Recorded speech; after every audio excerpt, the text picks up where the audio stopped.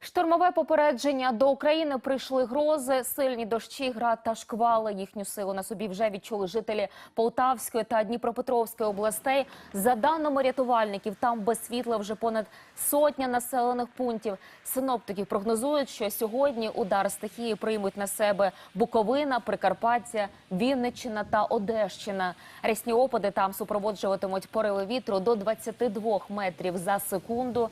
Чернівецьку та Івано-Франківську області продовжить заливати і завтра, і післязавтра. Накриє дощами також Тернопільщину та Хмельниччину.